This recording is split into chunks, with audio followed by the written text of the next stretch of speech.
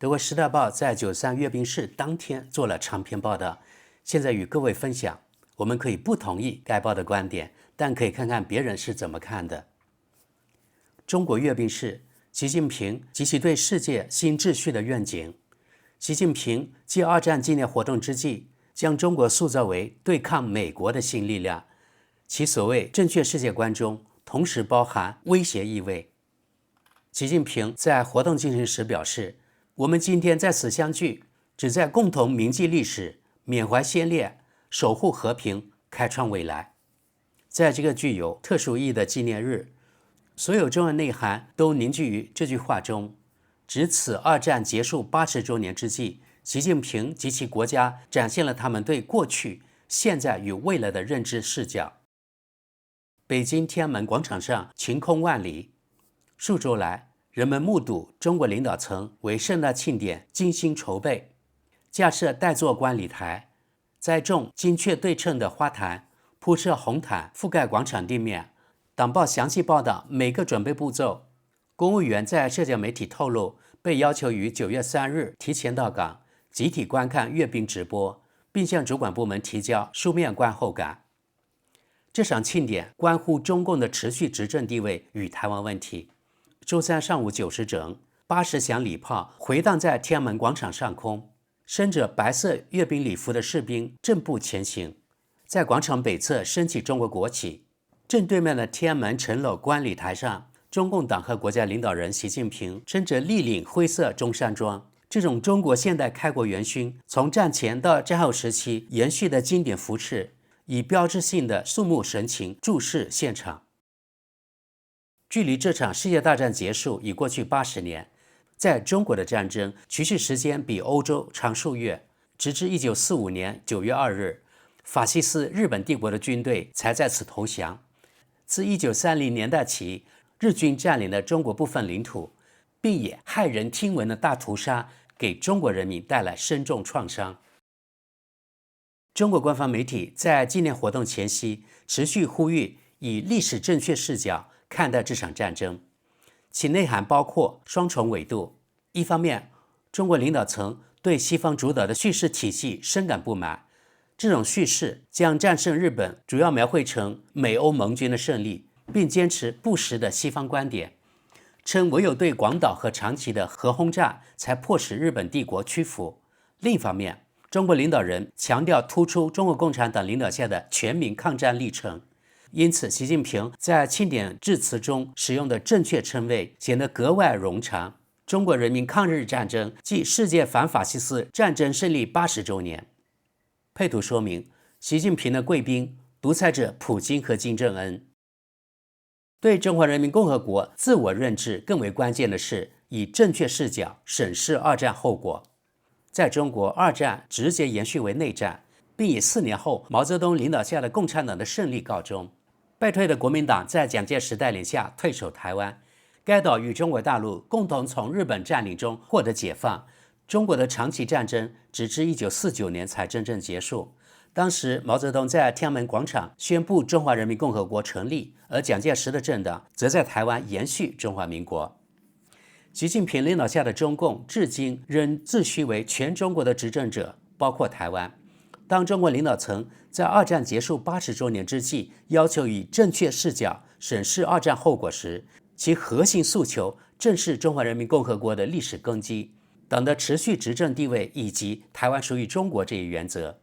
这种立场并非全球所有地区都能轻易认同，这也反映在国际贵宾名单的构成上。与习近平共同站在天安门城楼观礼的嘉宾中，朝鲜领导人金正恩紧靠中国国家主席习近平右侧观看阅兵。朝鲜作为中国传统盟友，其建国史与中华人民共和国相似，均与二战余波密切相关。因此，金正恩的尊贵席位对中国观众而言，不是西方世界那般令人惊讶。位列习近平左侧的第2位重磅贵宾是弗拉基米尔·普京。这位俄罗斯总统虽发动对乌侵略战争，仍被习近平称为好朋友。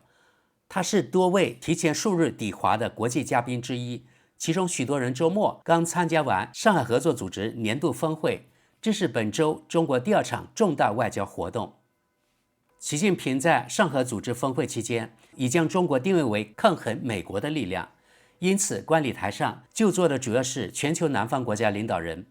欧洲仅斯洛伐克总理佐菲、塞尔维亚总统武契奇及匈牙利外长出席，而其他欧洲外交官过去几周在北京表示倾向于缺席阅兵。一位官员解释，并非因为中方因素，而是出于对其他参会方的考量。德国大使馆派遣了武官处代表参与。德国知识点评一下，可能这些欧洲人不敢与普京同台吧？或者如果是遇到了普京，到底与他交谈是不交谈？如果与他交谈，就违反了西方的政治正确，所以最后决定还是不能参加。好，继续往下。早在上合峰会期间，习近平就已将中国塑造为崛起中的新兴力量，以抗衡日渐衰落的传统霸权美国，自诩为分崩离析世界中的秩序维护者。而世界碎片正加速向中国引力场汇聚。连日来，党报用多个整版刊载习近平与各国领导人握手的照片，其身体姿态始终保持惊人一致性。配图说明，阅兵式上展示了中国最新军事科技。习近平在二战纪念讲话中延续了这一论述风格。当他从历史战争事件转向现实时，宣称人类今天再次站在和平与战争、对话与对抗、共赢和零和的抉择关口。即使不直接点名美国或特朗普，习近平已向听众明确暗示谁是其心目中的当代战争煽动者。他继续强调，中国人民坚定站在历史正确的一边和人类文明进步的一边。这种修辞与习近平在上合峰会的发言一脉相承。他以国家间和平共处捍卫者姿态亮相，提出新的全球治理倡议，意图通过中国主导的上合组织向世界提供替代性规则体系。其基本原则听起来比美国近期任何全球秩序主张都更令人振奋：平等、法治、多边主义、以人为本。尽管这些原则并非习近平首次提出，且未必身体力行，但对来自全球南方的宾客而言，温暖辞令已远比世界另一极的惯常表态更显珍贵。讲话结束后，习近平乘坐黑色红旗轿车驶入广场，检阅在长安街列队的阅兵部队。当车辆经过时，数千名军人以同步动作转头注目。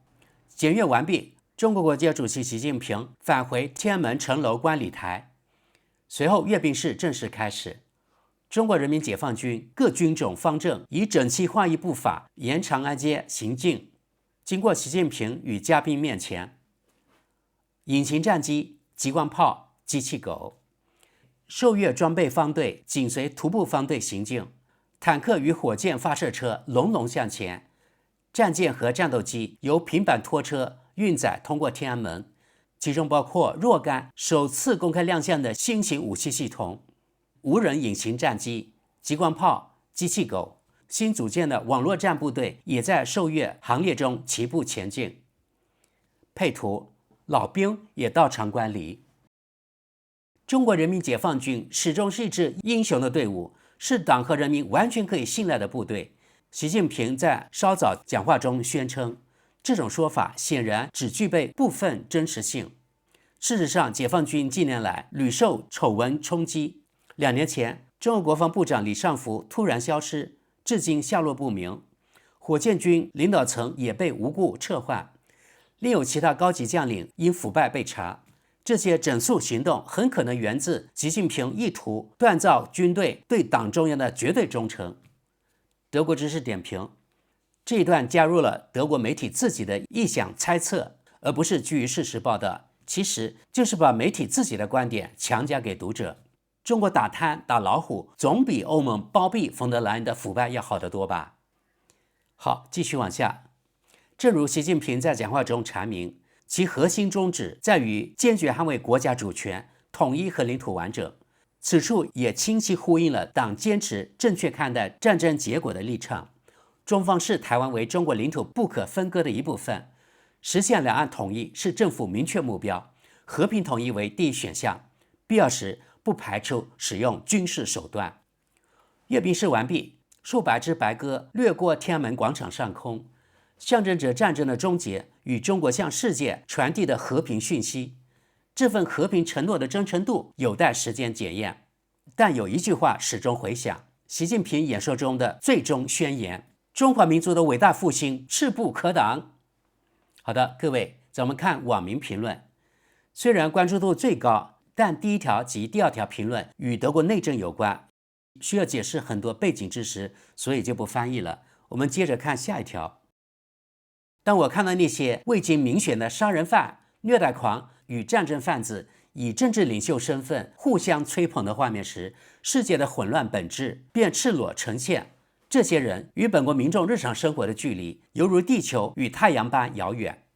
基于必然根植于心理与精神障碍的个人偏执，他们追逐权力、伟大与暴力，实则皆是可悲的造物。当时代翻篇，终将被迅速遗忘。我由衷庆幸自己是一名享有民主宪法赋予一切权利的自由欧洲人。继续往下，我于2018年访问中国，印象极为深刻。与上海的夜景相比，纽约简直是个昏暗的小村庄。而三峡大坝必须亲眼所见，才能相信人类意志力的伟大。中国城市显得一尘不染，人们衣着得体且营养良好。我既未看到乞丐和流浪汉，也未见到如美国那般普遍存在的严重肥胖人群。当然，我深知中国人民始终承受着巨大牺牲，尤其是在毛时代，苦难更为深重。诚然，中国是威权体制，但其治理水平远优于俄罗斯及近年来的美国。此外，中国是世界上唯一一个自公元前3世纪秦始皇建立以来未曾衰亡并一直延续至今的帝国。遗憾的是，中国大部分宏伟的艺术瑰宝在毛泽东的文化大革命中被毁于一旦，但留下来的部分已经足以令人震撼。好，各位，对于如此正面的评论，当然会有很多人不乐意。我们看看跟帖。独裁终究是独裁，治理越完善，其危害性反而越大。这一点，中国与俄罗斯如出一辙。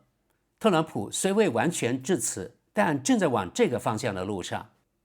这位网民跟帖讽刺他：简而言之，你已经在筹划搬到中国了。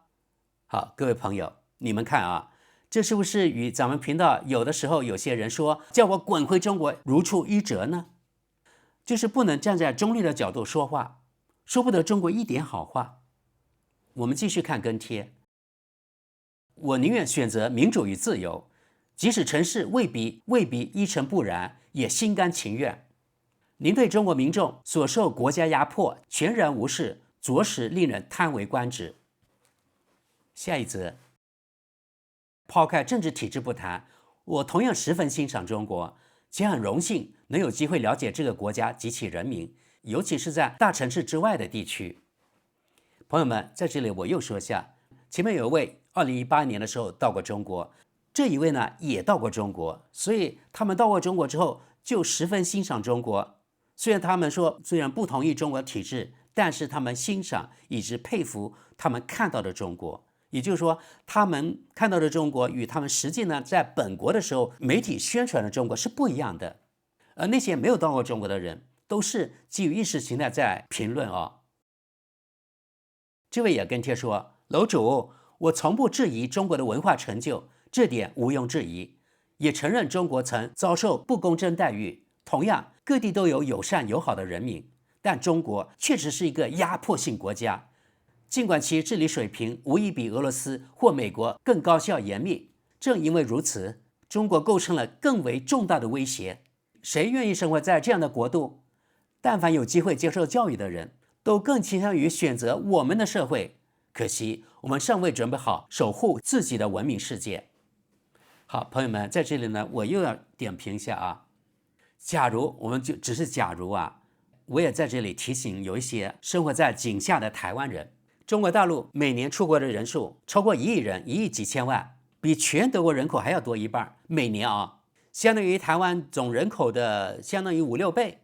假如中国大陆真的那么不堪，如果大家都崇尚自由的话，那这些出国的1亿多人，他们可以不回来呀。但是每年绝大部分99.99%的人他们出国之后，不管是旅游也好，经商也好，度假也好，出去之后，他们几乎统统都回去了。这说明了什么？不用我回答了吧？好，再往下。令人难以忍受的是，习近平一边将自己塑造成和平使者，而他的左侧竟站着21世纪最大的战犯普京。下一则，习近平、普京与金正恩的同框画面颇具意味，其实就缺特朗普了。继续往下，删除手机上的拼多多应用，拒买1欧元中国产 T 恤，而习近平患有佝偻病。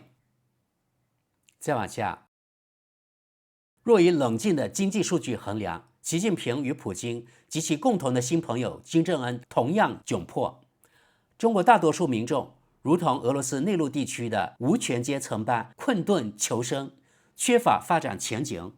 由于中国国内经济疲软，民众必须为养老储蓄。习近平正急切为过剩的出口产能寻找销售市场，中国绝大多数人与此毫无关联。这正是与德国及欧盟的关键差异。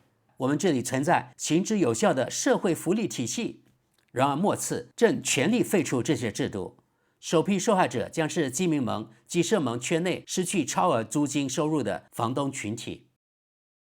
再往下，人们眼前这群国家元首与政府首脑的集会，不仅共同致力于摧毁自由的乌克兰，更同步向本国人民宣战。在朝鲜，统治者让民众忍饥挨饿，将年轻士兵送往乌克兰战场充当炮灰；在俄罗斯，寡头集团掠夺国家财富并谋杀反对派；而在中国，政府压迫少数民族并剥削普通劳动者。这群憎恨人类的负面精英企图自封为全球新主宰，实则这些权贵才是其民族文化的耻辱。他们自知是野蛮人，故而只知炫耀军事实力。若不想成为这股势力的牺牲品，国际社会必须在所有领域予以坚决抵制。德国知识点评，我怎么觉得这个人像个疯子，特别是关于中国的描述。不过我可以告诉大家，他真的是一本正经的在胡说八道。有些德国人的认知确实是这样的，确实，其实前面或后面一些评论也类似，满满的意识形态。不管是欧洲还是台湾，选举制的地方貌似都在搞文革，一切意识形态挂帅。再往下，若按习近平所言，这3个政治恶棍竟站在历史正确的一边，那我庆幸自己因年迈，或许无需亲眼见证这段历史的终结。下一则，美国人民通过选举特朗普，否定了既往世界秩序，资本主义、民主制度和多彩世界的理念就此终结。我们的世界将被毒品、战争和暴力撕裂，其惨烈程度将超乎我们的感知极限。而我们在德国却被允许吸食大麻，变更性别和推行性别平等等用语。可怜的中国啊，可怜的俄罗斯，可怜的朝鲜，可怜的土耳其。不仅仅是乌克兰，整个欧洲都走向衰败。千万别以为印度、非洲或阿拉伯国家会开始哀悼，他们本就视我们为精神错乱、文化荒漠和异教徒。继续往下，西方曾有机会，却在狂欢中彻底搞砸了。威权框架或许在我们这里还有市场，但世界上大部分地区对中国或俄罗斯的恐惧远不及对西方价值观输出的忌惮。再往下，是的，这可能演变成一场巨大闹剧，但对全球85%的人口而言，现行旧秩序早已如此。现在正是我们自行提出新秩序方案，给出更好选择的契机，其中包括开放边界、征收投机资本暴利税，向全球南方投入大规模发展资金，公平支付南方国家的资源与产品，赔偿殖民罪行。再往下，当然，这场融合荒诞浮夸与怀旧元素的阅兵奇观，邀请可疑显赫的贵宾，有时尖锐，有时夸张的自我颂歌，以及对人民、领导层和世界扭曲事实的根本宣言，确实显得荒诞。但我们西方人可能仍然低估了中国人100年来被欧美主导的西方所贬低之后心灵受到的伤害，也低估了中华民族伟大复兴在当今时代的重大意义。当中国终于自认回归其始终渴求的地方，作为中央帝国居于万物核心，我担心鉴于近年来习近平执政以来持续不断的发展，仿佛遵循着一项宏伟的总体规划，事态正走向高潮，或者更确切地说，走向一切结果难以预料的大规模对抗。我期待着观察共产党将在中长期扮演何种角色，因为当代中国所有涡轮资本主义的表象都不应掩盖这一点。共产党凌驾于一切之上，绝对凌驾于一切之上。党的权力主张依然牢固，一切都服从于共产党的统治。中国的实验远未结束。下一则，原文未提及中国在二战中承受了第二惨重的伤亡数字，2000万生命。我哥曾说过，中国人的思维超前时代2000年。为何不相信和平？中国人民已武装到牙齿，准备捍卫和平，并向欧洲昭示必须重整核保护伞体系。继续往下，这标志着地缘政治中军事与经济力量正转向中国、印度等新兴力量。欧盟应尽快在政治和经济上与特朗普脱钩，趁早与新兴势力结盟，以免错失良机。在此过程中，我们负担不起道德优越感与自以为是的态度而付出的高昂代价。欧洲实力过于薄弱，难以作为独立经济区块运作。尽管仍有天真者沉迷于欧洲强大的幻梦，坚持与特朗普及未来万斯领导下的任何跨大西洋联盟都将是重大失误。我们必须抉择何处能提供更好的长期前景。再往下，西方政治以自我瓦解，过多的傲慢、说教、挑动战争与道德主义。即便没有习近平，也会有其他人取代，只因世界多数地区已对我们深恶痛绝。时代风向正转向现实主义政治，这正是我们在狂热中早已遗忘的准则。下一则，在我们这里，记忆文化备受重视，尤其针对1933年至1945年时期。然而，鲜少有人意识到，二战并非终结于1945年5月8日，而是直至同年9月2日。这恰是欧洲中心主义世界观的结果。这种视角在21世纪亟待拓宽。继续往下，中国的财富得益于西方世界秩序才积累起来的。一个拥有苏联时代核弹的黑手党国家，却不得不向中国和朝鲜出卖自身利益。何况我们还拥有一位光鲜亮丽的西方世界领袖，我们或许也希望如此。当然，我们也不应该低估欧洲。这条评论挺长的。习近平、普京和金正恩秉持共同目标，遏制民主、法治与言论自由。所谓新世界秩序，实质是威权统治的固化，对内通过压制，对外通过威胁与扩张。习近平利用二战纪念活动将中国塑造为美国合法对手，但其诉求具有双重性。中国不仅谋求经济实力，更追求政治话语垄断权。俄罗斯与朝鲜则提供了对抗西方价值的蓝图，从宣传压制到侵略性外交。问题在于，特朗普是否真反对此轴心？他对中国的激烈言辞掩盖不了事实。通过攻击西方民主制度与联盟，特朗普正助推着习近平、普京、金正恩所需的削弱力量。此刻成型的并非无害的替代方案，而是针对开放社会的威权对抗计划，旨在逐步轻视自由、人权与法治。最终，这不仅关乎权力集团，更核心的问题是，民主制度能否在21世纪存续，亦或是威权联盟将占据上风？咱们看最后一条评论，这位网民的评论显得相对理智。他说，西方对中国的傲慢是巨大错误，被忽视的人终将联合本是历史常态。治理中国不能套用卢森堡模式，所谓平等对话绝非要求观点完全一致。世界广袤而多元，这本是好事。唯有相互接纳与尊重，能架设理解之桥。逻辑很清晰，当单极霸权时代的空白被填满，多极化力量中心的涌现已成为必然。越早让外交官与教条主义者认清这点，就越早能让这些无谓的紧张局势归于平静。好的，各位，今天就到这里吧。从评论来看，他们的三观与中国人区别太大了，简直等于鸡同鸭讲，无法交流。所以还是靠拳头说话吧。中国人加油！